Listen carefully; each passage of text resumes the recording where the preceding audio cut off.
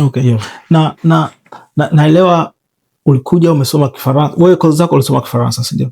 Yes. Yeah. Najua umekuja hapa umesoma Kifaransa, ulikuwa unajua vizuri Kifaransa. Lakini unadhani kuna possibility au chances kiasi gani kwa mtu ambaye anakuja hapa hajui lugha ya Kifaransa lakini anataka kuingia kwenye job market? Unadhani ni mtu ambaye atakuwa na uwezo mzuri wa kupata kazi nchini Ufaransa? Hiyo inawezekana kabisa, kwa sababu kitu cha kwanza kama nilivyokuwa nasema, opportunities zipo, ni wapi unaziangalia.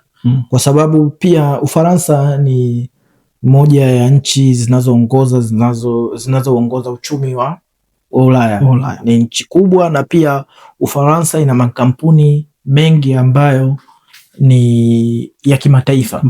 Kwa hiyo katika makampuni ya kimataifa pia kuna nafasi za English speaking jobs zipo, japokuwa hazipo nyingi kama nchi kama Uingereza. Yeah. Obviously.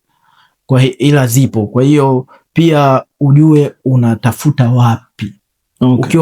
Kwa hiyo kama unajua kwamba mimi ni an English speaker, inatakiwa pia uangalie you should target the companies that ambazo they are more or less international companies.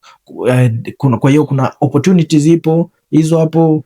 Kwa hiyo unaweza ukaja hapa, kuna watu mbalimbali ambao tunawafahamu walikuja hapa wamepata kazi wakiwa wanaongea Kiingereza. Ila ukweli pia unabakia pia